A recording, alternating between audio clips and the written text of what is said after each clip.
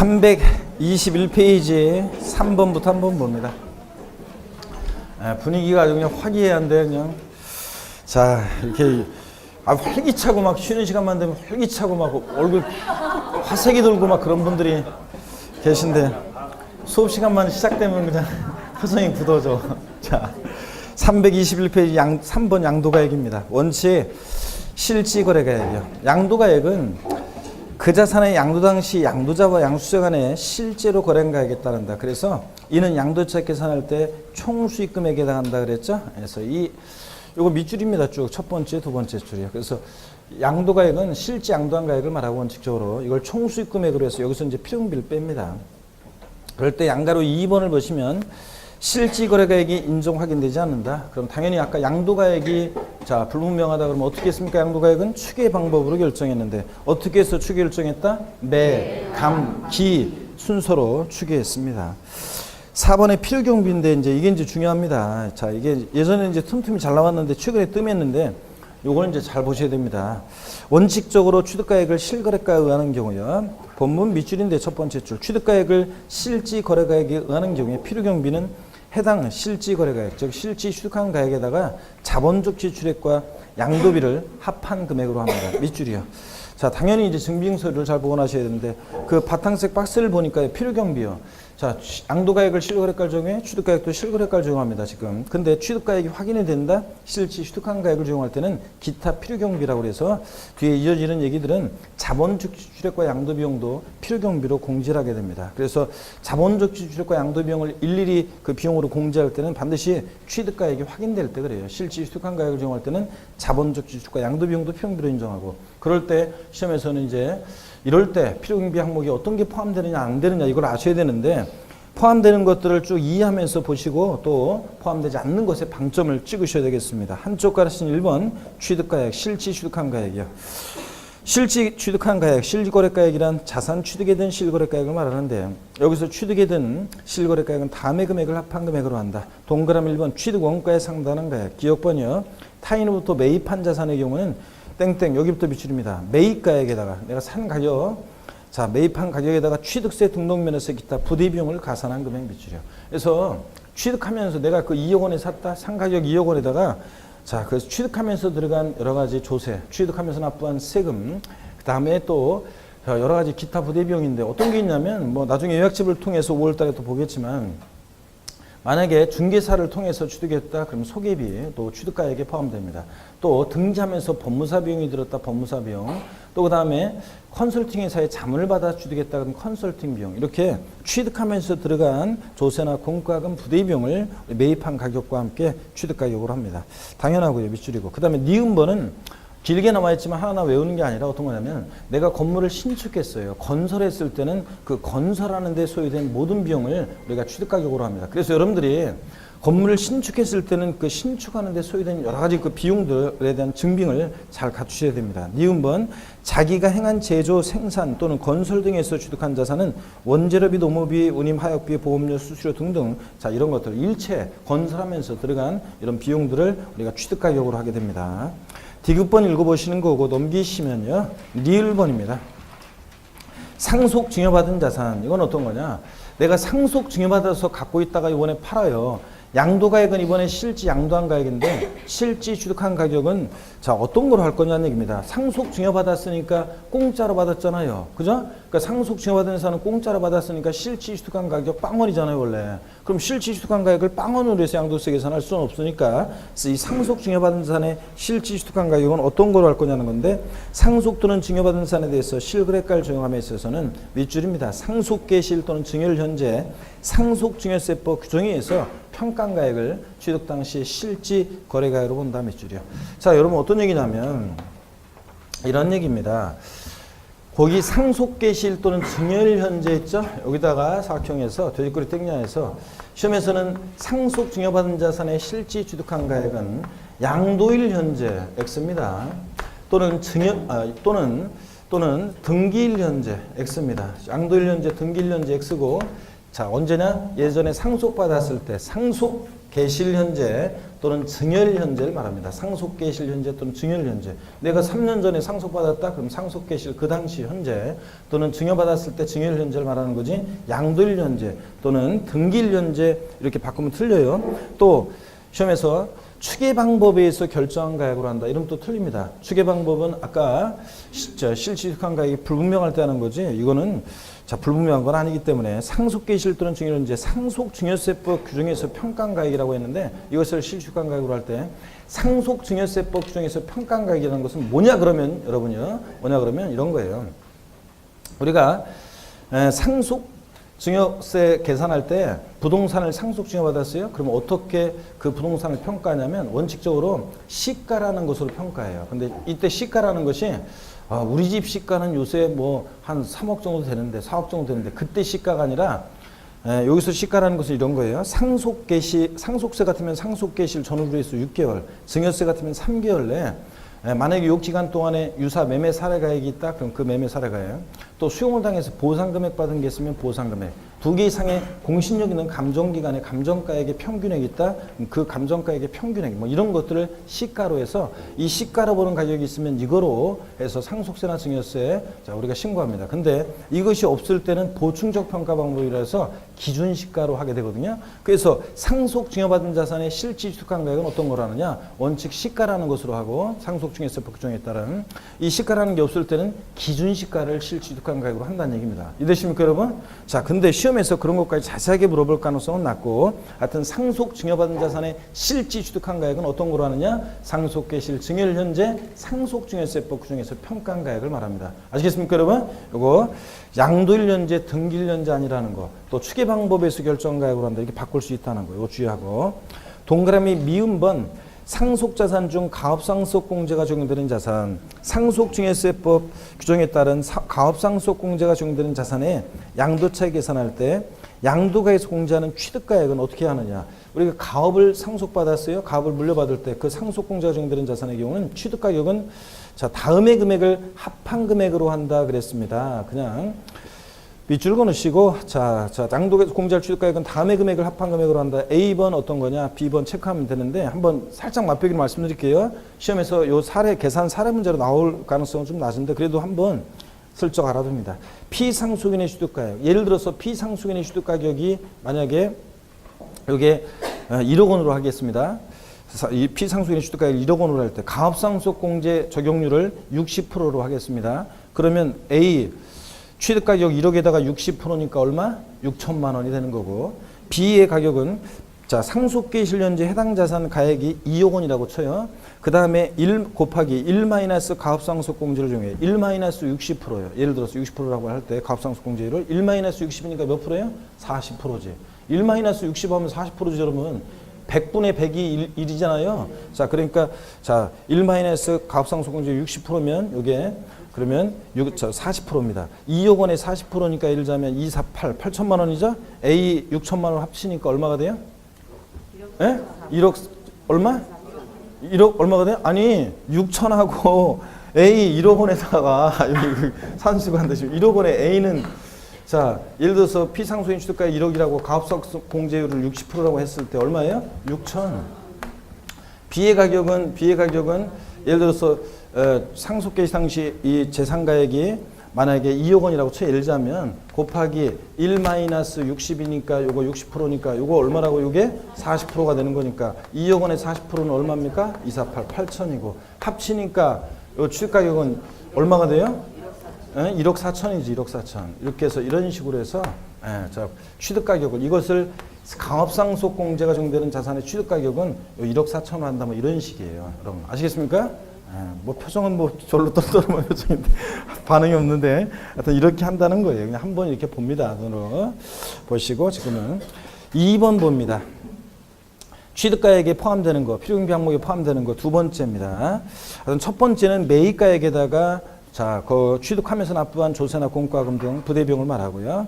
건설했을 때는 건설하는 데 소요된 모든 비용이고요. 두 번째입니다. 현재가 차린 차금이라는 거 포함하는데 보세요. 사업자가 자산을 장기할 무조건으로 매입하는 경우에 발생한 채무를 기업 회계 기준에 따라 현재 가치로 평가하여 현재가 차린 차금을 계산한 경우에 있어서 여기 밑줄입니다. 현재 당해 현재가 차린 차금은 취득원가에 어떻게 한다? 포함한다 그랬습니다. 자, 정확한 예는 아니지만 비슷한 예로 설명드릴 테니까 그냥 포함된다는 걸만 아시면 되는데 결론만 보세요. 우리 어떤 사람들이 거래를 하는데 부동산 거래하는데 을이 지급하기로 한 대금이 1억인데요. 이 대금을 지금 주는 게 아니라 10년 후에 예를 들어서 1억 원을 주기로 해요. 자, 거래 대금을 주기로 해요. 거래 대금 1억인데 10년 후에 지급하기로 합니다. 대금을 10년 후에 지급해? 그러면 10년 후에도 1억 원을 딱 주면 되겠어요?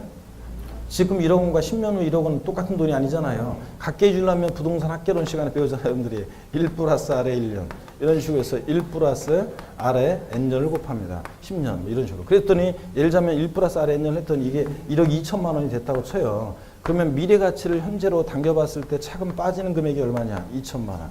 그러면 을은요, 결국은 얼마를 내고 취득하는 거예요? 1억 2천만 원 내고 취득하는 거잖아요. 그러니까 을의 이 취득 가격에 이 현재가 차린 차금이라는 것은 포함해야 제외요. 포함해야지. 현재가 차린 차금은 취득 가격이 어떻게 한다? 포함합니다. 이것도 내고 취득하는 거니까. 자, 그런 얘기고. 동그라미 3번입니다. 자, 제목이 윗줄인데요. 폐업 시 잔존자에 부과된 부가치세도 포함합니다. 사업자가 폐업할 때 자기 생산, 취득재와 중 남아있는 재화는 자기에게 공급하는 것으로 본다. 그래서 이 경우 납부하였거나 납부할 부가세는 취득원가에 포함한다. 그래서 폐업 시 잔존재에 부과된 부가세 포함한다. 제목만 알아두시고요.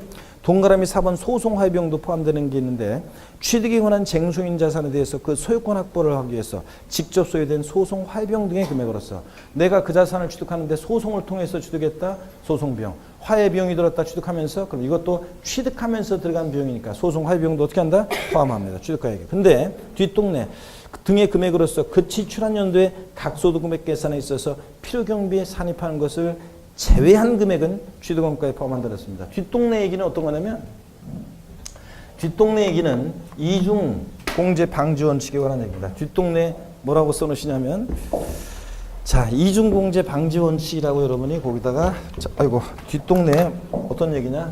이중 공제 방지 원칙 이렇게 써놓습니다. 자, 뒷동네는 이중공제 방지 원칙에 관한 얘기예요. 무슨 얘기냐면 소송화해 비용을요. 여러분 소송화해 비용을 보유기간 동안에 소송화해 비용을 다른 소득금액 계산할 때 필요경비에 산입했는데 이번에 팔면서 양도소득세 계산 시에 또 필요경비에 포함시키면 돼야 안 돼요? 안 되잖아요. 이중공제 방지 원칙상. 그래서 다른 소득금액 계산할 때 필요경비에 산입한 것을 제외한 금액만 포함한다는 얘기입니다. 이해되십니까 여러분?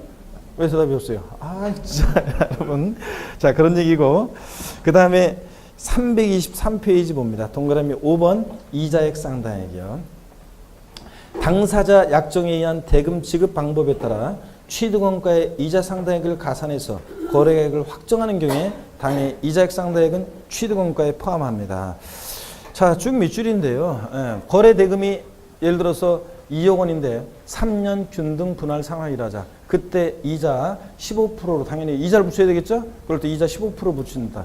그랬을 때 그 이자도 결국은 내고 취득하잖아요. 거래 당사자 간의 대금 지급하는 방법에 따라 지급하기로 한 이자도 어떻게 한다? 포함합니다, 여러분. 근데 비교를 보니까 좀 이따 또 나오지만 지급기일 지연으로 인해서 추가로 발생하는 이자액 상당액. 당초 약정에 의한 거래가액의 지급기일 지연으로 인해서 발생하는 이자액 상당액은 취득원가에 포함하지 아니한다 밑줄이고요.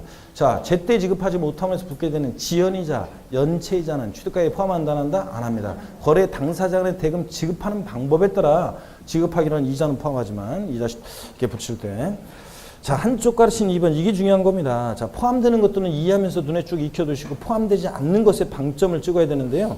자, 동그라미 1번 취득과 관련 없는 아까 한쪽 가르친 2번 다 중요합니다. 취득과 관련 없는 조세로서 기업법 밑줄입니다. 재산세, 종부세 같은 보유세는 포함한다 안 한다? 안 합니다.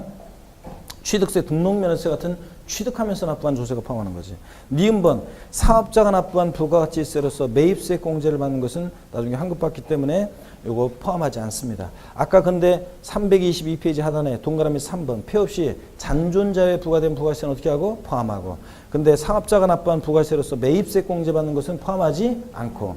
동그라미 디귿번이야. 상속 증여받는 경우에 옛날에 상속 증여받으면서 그 자산에 대해서 납부했던 상속세나 증여세, 필요금비에 원칙적으로 포함하지 않습니다. 미추리요. 그럴 때 다만 증여세는 옛날에 증여받으면서 냈던 증여세는 필요금비에 포함하지 않아요. 이번에 팔면서 양도소득세 계산 시에. 근데 자, 증여세는 돼지꼬리 땡냐에서 좀 써놓으세요. 나중에 심화이론에서 5월 달에 배울 건데 예외가 있어요. 증여세는 예외적으로 필요금비에 양도세 계산 시에 필요금비에 포함되는 경우도 있긴 있습니다. 지금 원칙적으로는 상속 증여받으면서 납부한 상속세나 증여세는 필요금비에 포함한다 안 한다? 안 합니다. 자, 여러분들. 내가 가리고 있나? 그래서 이거 위에 썼는데 내가 그렇게 키가 큰가? 이렇게 위에 있는 건데도 자, 나 때문에 안 보인다는 얘기 지금? 자, 좋습니다. 동그라미 2번 봅니다. 부당행위 계산에 의한 시가초과액 있죠? 이거 포함하지 않는데요. 특수관계인 어떤 건지 일단 설명을 드리겠습니다. 부당행위 계산에 의한 시가초과. 아까 현재가 차린 차금은 취득가액에 포함한다고 그랬잖아요.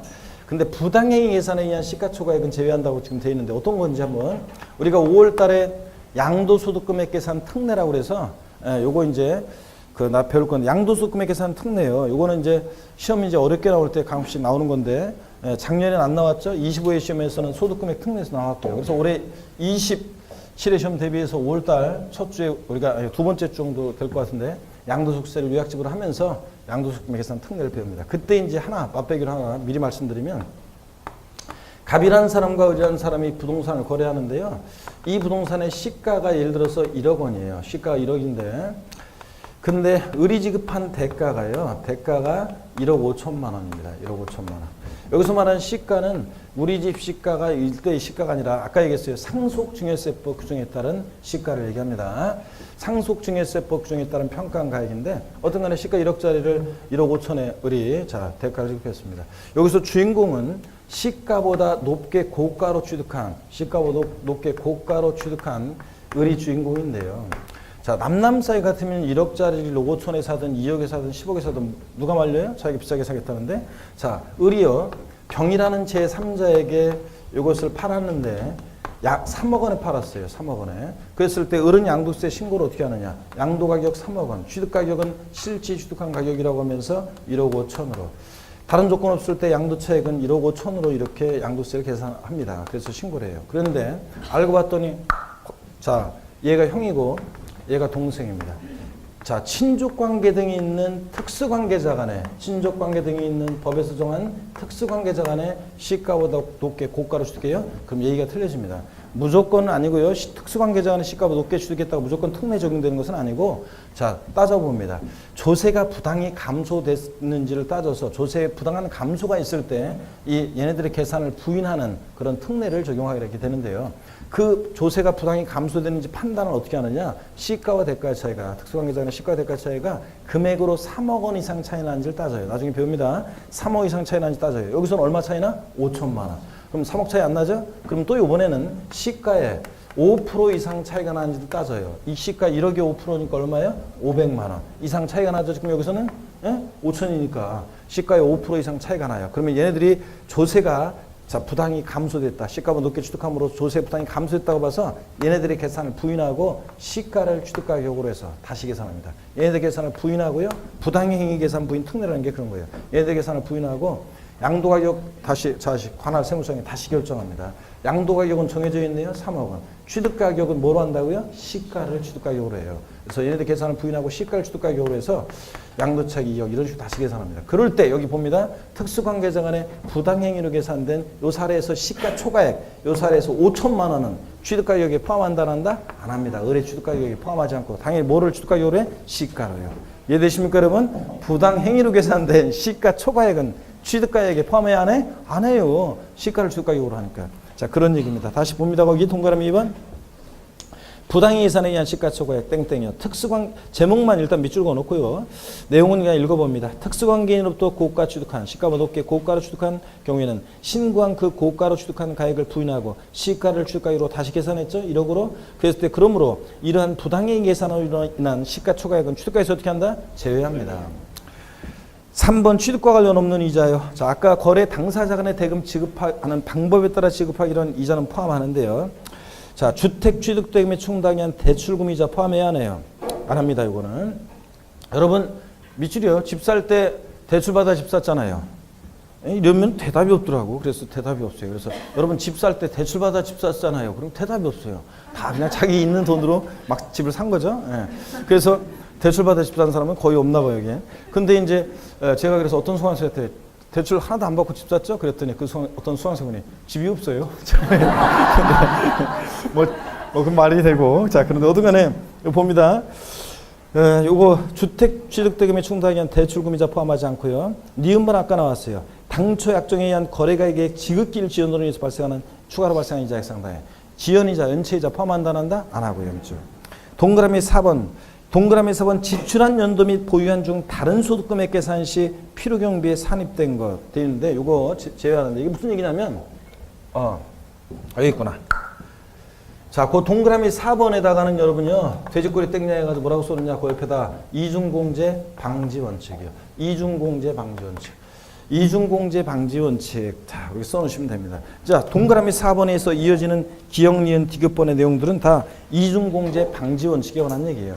보유한 동안에 다른 소득금액 계산할 때 필요경비 산입했는데 이번에 또 포함시키면 안 되잖아요. 자, 그 얘기입니다. 자, 시에 4번 동그라미 기역번을 봅니다. 취득에 관한 쟁송 있는 자산에 대해서 그 소유권 등을 확보하기 위해서 직접 든 소송 화해비용 등의 금액으로서 밑줄 그 지출한 연도에 각 소득금액 계산에 있어서 필요경비에 산입한 것은 취득가액에서 제외한다 밑줄입니다.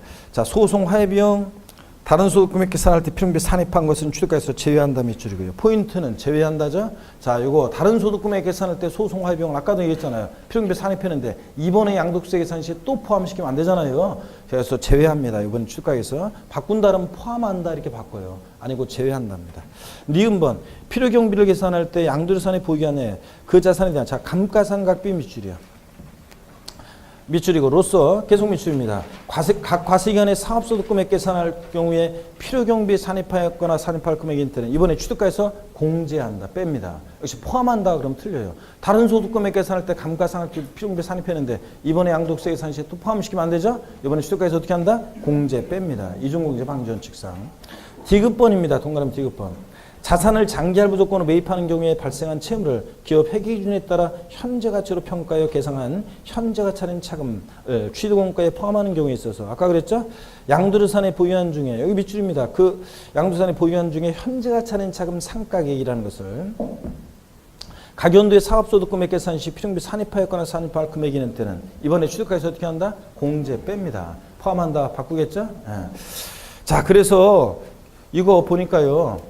소송 화해비용이든 감가상각비든 현재 가치 할인 차금 상가액이라는 것이든 자 가슴에 와닿지 않아도요.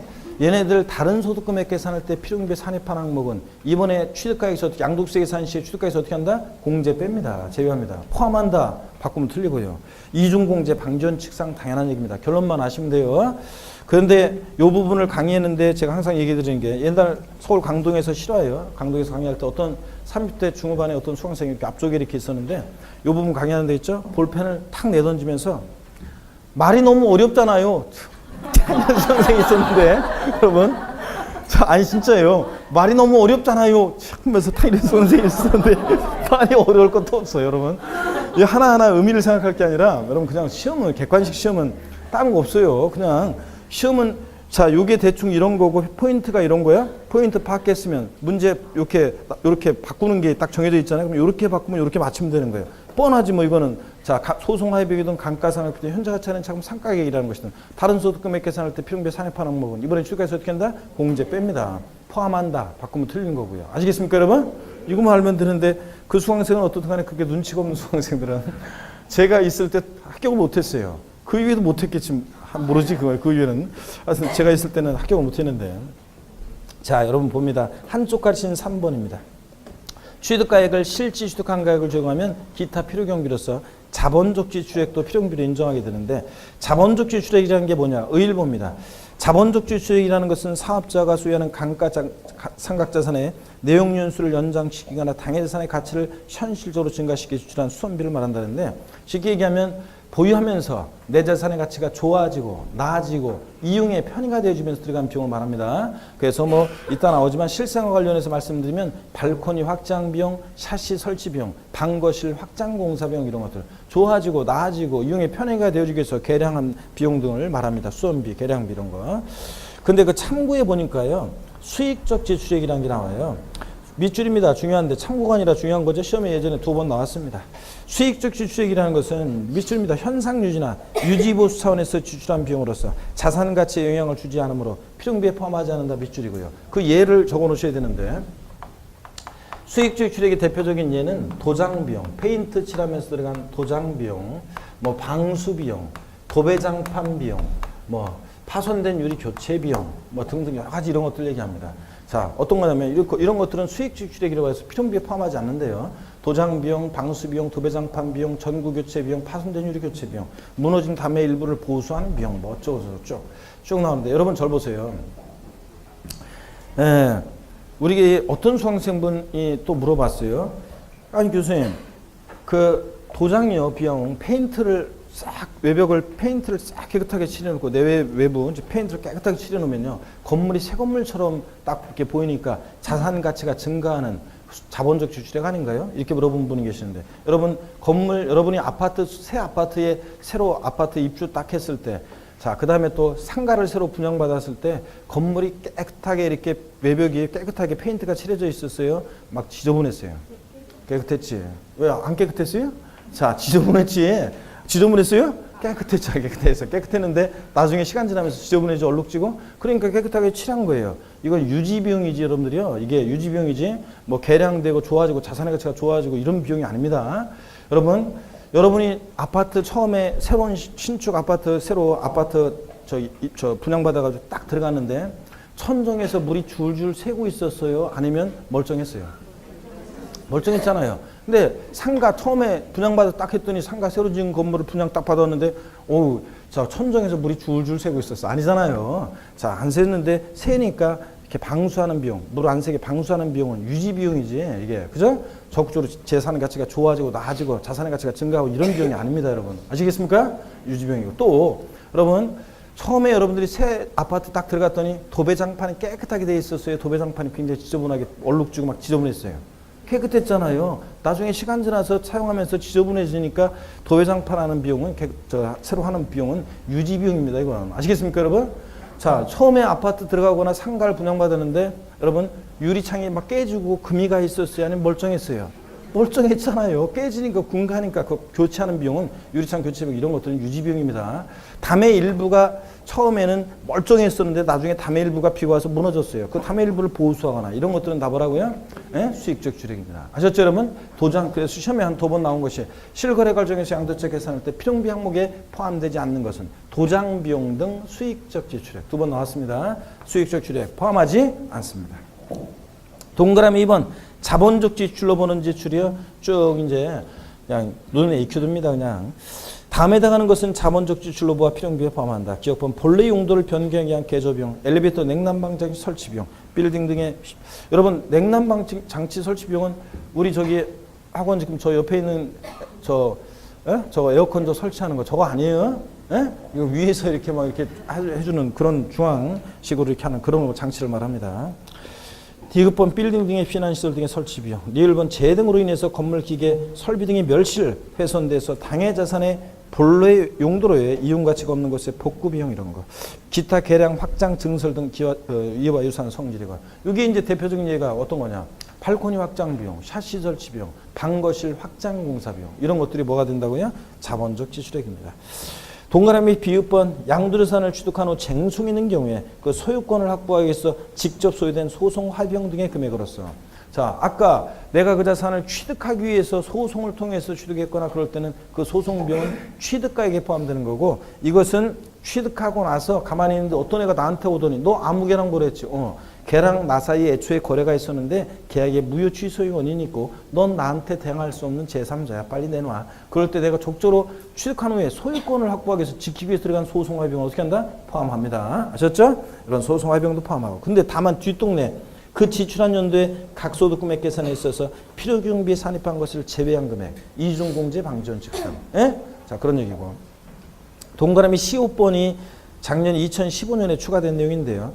공시법 규정이나 그 밖의 법률에 따라 토지 등이 밑줄입니다. 토지 등이 협의 매수 수용되는 경우로서 그 보상금의 증액과 관련해서 직접 소유된 소송 화해비용 등의 금액으로서 자 보상금 토지 수용 당했는데 보상금이 작다고 내가 소송을 제기했어요. 그에서 들어간 소송 화해비용은 보상금 증액 관련한 소송 화해비용 포함하는데 자본적 주력으로서 그 지출한 연도에 각 소득 금액 계산에 있어서 필요 경비에 산입한 것을 제외한 금액 그랬죠? 이중공제 방지원 측상. 자, 이 경우 증액 보상금을 한도로 해서 인정합니다. 자, 쭉 동네 밑줄이고요. 이응번 봅니다. 양도재산의 용도 변경 계량 이용의 편의 지출한 비용 포함하고요. 하여튼 좋아지고 나아지고 이용의 편의가 되어지고 뭐 이런 것들이 자본적 추력입니다. 지읒번 봅니다. 개발이익 환수란 법률에 따른 밑줄에 개발부담금 밑줄. 지읒번 재건축 초과이익 환수에 관한 법률에 따른 재건축 부담금 밑줄이요. 자, 부담금이란 말 들어가는 것 중에서 개발되고 재건축되고 자, 그러면 좋아지고 나아지는 거죠? 개발되고 재건축되어지면? 예, 그러니까 좋아지고 나아지면서 부담하는 부담금, 개발 부담금, 재건축 부담금 포함합니다. 밑줄. 자, 이렇게 해서 자본적 지출액 받고 또 기타 필요 비용비로서요. 양도 비용입니다. 취득가액이 확인돼서 실질 취득한 가액을 정할 때 자본적 지출액과 양도 비용도 기타 필요비를 인정할 때 양도 비용입니다. 다음에 비용은 양도비와 필요비에 포함한다. 동그라미 1번 자산을 양도하기 위해서 직접 지출한 비용 밑줄이고요.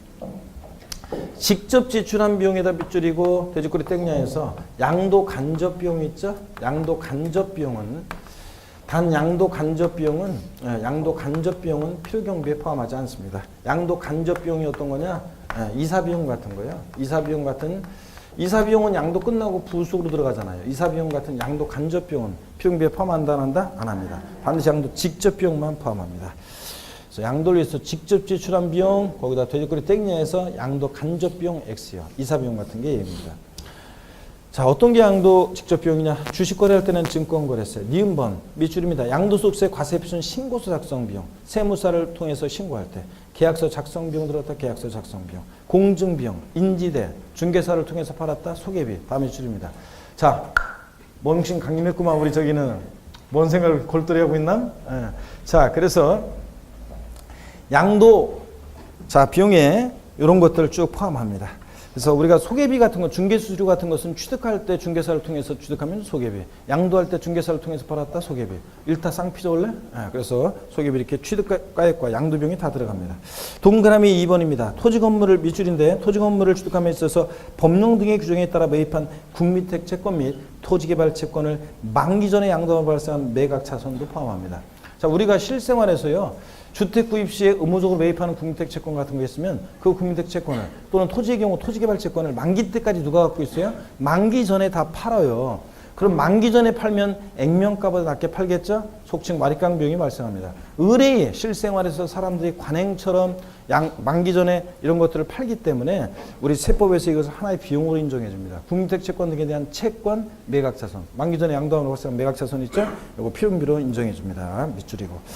자, 그 다음에 이렇게 해서 우리가 실거래가를 정해서 양도책 계산할 때 필요비 항목에 포함되는 것들, 포함되지 않는 것을 봤습니다. 그래서 취득가액이 확인된다. 자본적 취득과 양도비용도 필요비를 인정할 때 어떤 게 포함되느냐. 자, 포함되지 않느냐를 봤고. 자, 여러분 절 보세요.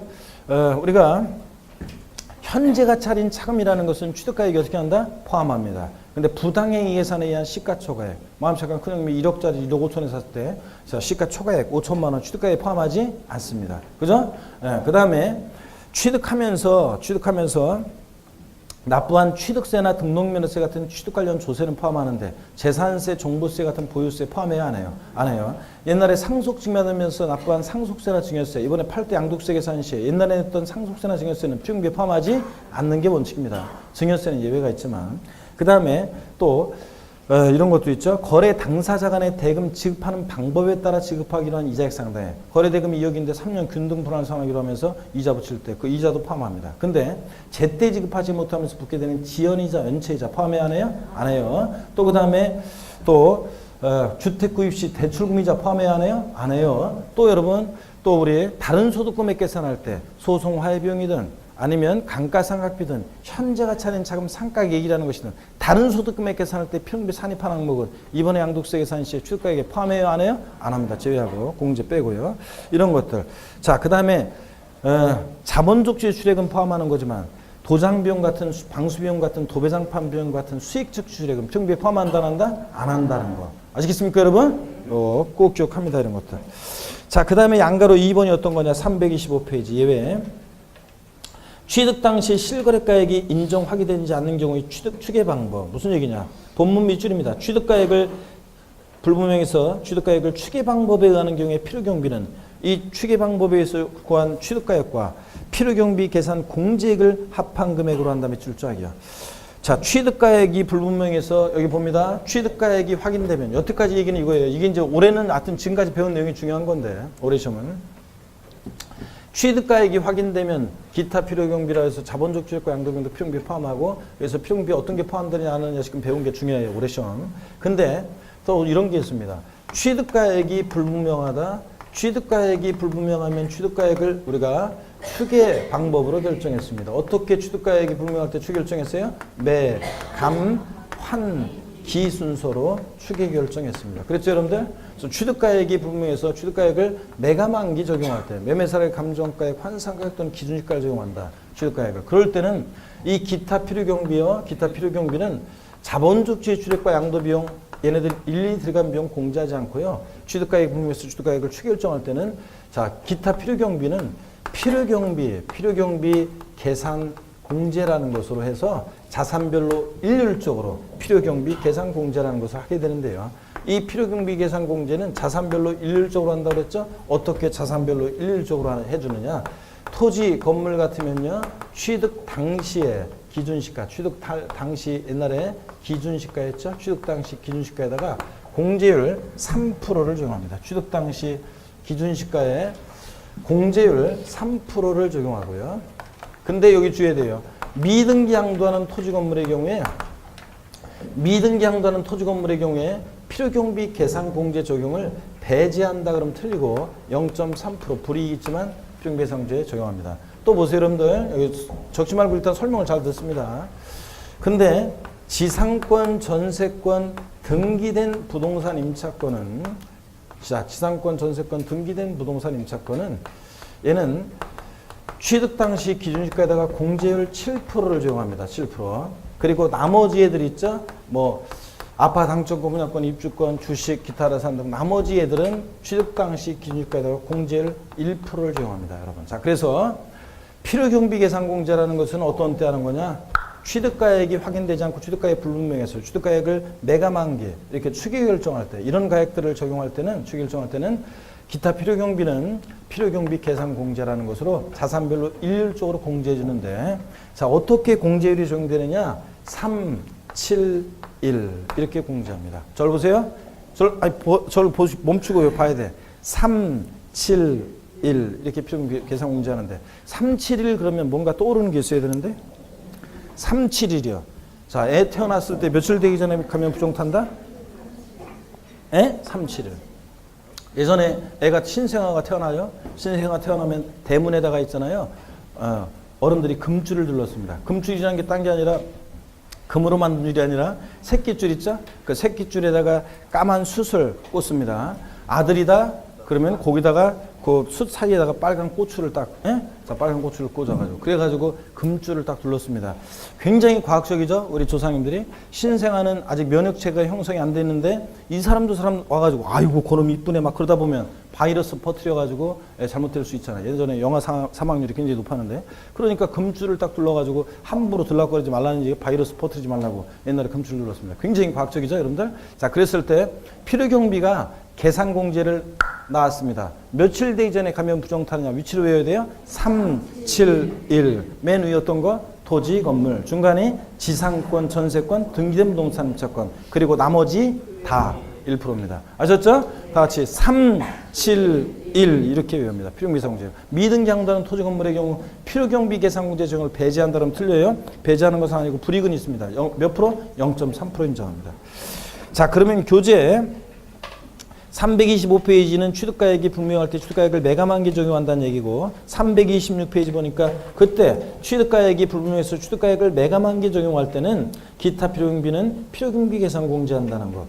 그럴 때 한쪽 가르친 2번 필요경비 계산 공제 공제율 거기 나와 있죠? 3, 7, 1 동그라미 하시고 미등기 양도재산 0.3% 미출이고요, 여러분. 자, 그러면 예를 들어서 이런 거예요. 취득가액이 불문해서 취득가액을 추계 결정했더니 매매 사례가액이 예를 들어서 2억이라고 쳐요. 그럴 때 기타 필요 경비는 자, 자산별로 일적으로 하는데 어떤 토지나 건물이었고 취득 당시 기준시가가 1억이었어요. 그러면 공제율 3% 하니까 필요경비 계산 공제율은 얼마야? 300만 원. 그럼 필요경비는 얼마가 되느냐? 자, 유사 매매 사례가액 2억 300만 원. 자, 그죠? 필요경비가. 양도가액이 3억이었다. 3억에서 자, 2억 300만 원을 빼서 양도차 구하고 이런 식으로. 아시겠습니까, 여러분? 왜 대답이 없다니? 아니, 자, 실거래가를 정해서 양도차 계산하는데 예를 들자면 실제 양도한 가액이 3억이에요. 예를 들자면 자, 취득가액이 불문해서 취득가액을 추계 결정했더니 매매 사례가액이나 감정가액이나 이런 것들이 예를 들어서 2억 원이라고 해요. 예를 들자면 취득 당시 균식가를 1억으로 예를 들어서 조건에 주어졌어요. 그러면 1억에 3%에서 300만 원이 필요경비 공제율이니까 자, 필요경비는 얼마가 되는 거예요? 2억 300만 원. 요거다가 요거 플러스 안 해서 여러분들 그랬나? 플러스. 자, 매각만기한 가액에다가 요거 필요경비 공제 하잖아요. 그러니까 2억 300만 원 필요경비고 3억이 양도가액이라 실제 양도가액에 따르면 3억에서 2억 300만 원 빼니까 얼마예요? 3억에서 2억 300만 원을 빼면 얼마냐고요? 9,700만 원이지. 9,700만 원이 양도차익 되는 거예요, 여러분. 이렇게 계산합니다. 아시겠습니까, 여러분? 네, 자, 그래서 이렇게 해서 맞배기로 한번 봤습니다. 어떤 거. 자, 그래서 필요경비 계산 공제는 취득가액이 불분명할 때, 매각만기 적용할 때, 그럴 때 이렇게 기타 필요경비는 필요경비 계산 공제 한다는 거. 자산별로 일률적으로 어떻게 필요경비 계산 공제한다? 3, 7, 1 이렇게 외웁니다. 자, 그 다음에 양가로 3번은 매각만기 중에서 특별히 취득가액을 환산 취득가액으로 할 때 계산하는 것은 이미 시험에 이게 계산 사례 문제로 이게 몇 년 전에 나왔어요. 자, 그렇기 때문에 또 계산 사례 문제가 나올 가능성 낮아요. 그래서 다행히 어려운 계산 문제였는데 이미 나왔어요. 다행이지 뭐 여러분한테. 그래서 요거 또 나올 가능성 낮고요. 다음에 양가로 3번 요거 문제 풀이할 때라도 또 설명드릴게요. 기출문제로. 지금 넘어가고 5번 1세대 1주택으로서 비과세권을 충족한 고가주택에 대한 양도차익 계산입니다. 자, 요거 어떤 얘기냐, 여러분. 요것도 사례로 한번 해봐야 되겠네요. 여기 보세요, 여러분들. 사례로 한번 해봅니다. 어떤 얘기냐면 요것은 이런 얘기입니다. 예를 들자면요. 오늘 보니까 복습 시간이 길어서 그랬나? 여러분들 오늘 문득 오늘 그 강의하다 보니까 문득 그냥 대답을 안 해. 결정적일 때. 그러다 보니까 오늘 복습 시간이 길었나? 아, 오늘 원래 그 1시 딱 전에 원래 딱 끝내야 되는데 내가 보니까 1시 딱 못 끝낼 것 같은데 지금 보니까 분위기가 지금 그런 분위기야 지금 뭐 문득 대답도 없고 아 그러고 보니까 참 내가 까먹을까 봐 그러는데 오늘 내가 했나요 광고? 5월 1일 날 아이고 진짜 내가 광고를 안 했네. 5월 1일 날 이번 주 일요일이죠? 5월 1일이 이번 주 일요일이잖아요. 내가 지난주에 광고를 안 한 것 같아. 아 진짜 했어요? 저녁반만 한 게 오전반도 했다고? 아, 했구나. 내가 다행이야. 진짜. 5월 1일 날, 이번 주 일요일 날, 저기, 인천 월미도 아셨죠? 제 카페 모임 하는 거. 학창시절의 소중한 추억과 같은 거고, 여러분들. 다시 또 이제 5월달 들어가면 맨날 짜증 나는 일만 있고 학원에 와서 뭐 이제 공부하는 일만 남았어요. 그래서 여러분들 이제 뭐 추억 없어요, 여러분들이. 그래서 꼭 오시기 바랍니다. 열일 제껴놓고 다른 일들은 다 다음에도 할 수 있는 일이에요. 다음에도. 자, 근데 2016년 5월 1일에 이거는 이제 없어요, 이제. 자, 그러니까 여러분들이 이번에 꼭 함께 5월 1일 날 함께 하시길 바랍니다. 아셨죠, 여러분? 네, 혼자도 오세요. 뭐, 그리고 옆에 뭐, 저는 같이 갈 사람이 없어서 그런데 동영상 수강생들 얘기했잖아요. 다 혼자 와요. 얼굴도 몰라요, 내가. 자, 그날 처음 보는 거지. 근데 여러분들 훨씬 낫죠. 여러분은 혼자 와도 뭐 당연히 내가 얼굴을 아는데 뭐. 자, 그러니까 꼭 오시기 바랍니다. 금방 늘 친해지고 다른 사람들을 많이 알게 될 수 있고요. 326페이지 요거 1세대 주택에 대한 것 좀 설명을 드릴게요. 여기 보세요, 여러분들. 어떤 주택이 있는데 1세대 1주택이에요. 1세대 1주택이고 요게 3년을 보유했어요. 2년 이상 보유했네요. 자, 그리고 실지 양도한 가액이 10억 원이에요. 10억 원이고 취득가액 등 기타 필요경비가 요게 8억 원이에요. 그랬을 때 자, 다른 말이 없어도 이 주택은 딱 보는 순간 실지 양도한가액이 9억 원을 초과해서 얘는 고가주택이라는 얘기고, 비과세요건을 충족한 고가주택의 경우에 양도 차익을 구하라는 얘기입니다. 양도 차익 구해봐라 그러면 그럴 때는 어떻게 구하느냐. 자, 보세요. 이게 실거래가로 해서 실거래가액 9억 원을 기준으로 해가지고요. 고가주택이라는 것은 9억 원을 초과하는 게 고가주택이잖아요. 9억 초과하는 부분에 대해서는 과세를 하는데, 근데 9억까지는 고가주택이 아니잖아요, 여러분들. 그러니까 9억까지 부분은 비과세를 해줘야지. 비과세금 충족했으니까. 그래서 안분 계산합니다. 9억까지는 비과세를 해주고 9억을 넘는 부분만 과세해야 되니까 9억까지 비과세된 걸 빼기 위해서 이제 안분 계산하는데, 어떻게 안분하느냐. 자, 양도가, 요거에서 필요비 뺀 일반적인 자산에 대한 양도차익, 전체에 대한 양도차익이요. 전체에 대한 양도차익이 10억에서 8억 빼니까 2억. 전체에 대한 양도차익. 곱하기 양도가액 10억 원, 양도가액분의 양도가액 마이너스 9억 원, 이렇게 해서 구합니다. 9억 원을 왜 빼냐면 9억까지는 비과세 되잖아요. 9억까지 비과세 걸 빼기 위해서 9억 뺍니다. 그러면 15억에 여기서 1이니까, 자, 2억에 10분의 1이니까 이거 얼마예요? 2천만 원. 이렇게 해서 2천만 원이 양도차익이 됩니다. 근데 이 문제에서 비과세요건을 이렇게 충족한 고가주택일 때는 9억까지 비과세된 걸 빼기 위해서 이렇게 안분 계산하는데, 일반적인 전체된 양도차익 곱하기 양도가액분의 양도 마이너스 9억 원 이렇게. 근데 이게 문제를 이렇게 하겠습니다. 1세대인데 보기한이 1년이에요. 비과세권 못 갖췄죠? 그랬을 땐 비과세권 못 갖추면 전체 과세하겠죠? 전체 과세하잖아요, 전체. 비과세권 못 갖추면 전체 과세하는 거니까 양도차익은 요 사례에서 얼마냐 그러면 얼마예요? 2억 원. 비과세권 못 갖췄으니까 전체 과세하는 거니까 10억에서 양도의 필요비 빼는 얼마? 2억 원. 비과세권을 충족했다 그러면 2년 이상 보에서 비과세권을 충족했다 그러면 9억까지 비과세된 거 빼기 위해서 일반적인 전체된 양도차익 곱하기 양도가액분의 양도가액 마이너스 9억 원 이렇게. 아시겠습니까? 비과세권을 갖췄는지 못 갖췄는지를 잘 보셔야 됩니다. 여러분들이 보면 이런 분들이 있는 것 같아요. 학개론처럼 무슨 대단한 공식을 적용해가지고 무슨 학개론에서 무슨 그 레일리 법칙이니 무슨 또 무슨 법칙 나서 허프 법칙인가 이런 거 무슨 그런 것도 아니고, 여러분 이건 지금 이해하면 되는 거예요. 양도가격 전체, 저 비과세권을 충족하면 9억까지 빼기 위해서 이렇게 안분하는 거. 이거 외우는데, 일반적인 양도차익에다 양도가격 분해하면 9억 원. 이게 이식도 이렇게 어려워가지고 이러면 안 돼, 여러분들. 이런 산수 문제도. 자, 그 다음에 넘어갑니다. 327페이지 기준시가 필요성. 이거는 읽어봅니다. 기준시가 어떻게 결정되고 이런 거. 328페이지를 봅니다. 03번의 양도소득금액이요. 자, 우리 양도소득세. 양도소득금액은 어떻게 구하느냐. 자, 우리 갑필차 양도차익 계산했어요, 지금. 양도차익 계산했으니까 이 구해진 양도차익에서 양도소득금액을 구하기 위해서 양도차익에서 공제되는 게 뭐라고요? 장기보유특별공제입니다. 그래서 장기보유특별공제를 보는 겁니다. 그래서 장기보유특별공제. 보시는데 양도소득금액은 양도가액에서 필요용비를 공제하고 그 금액 양도차익에서 장기보유특별공제를 공제한 금액으로 한다. 갑필차 장소죠? 기가가 왜 나와? 여기 지금 소득금액 구하는 건데.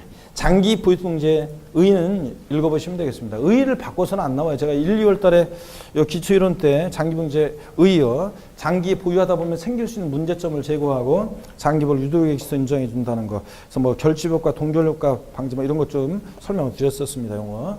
시험에서는 바꿔서는 안 나오니까 바로 적용 요건으로 들어가서 이제 보셔야 되는데, 시간이 보니까 좀 애매하네요. 그래서 잠깐 좀만 쉬었다가 양도소득세 장기보유공제, 기본공제 이어지는 얘기 계속 보겠습니다.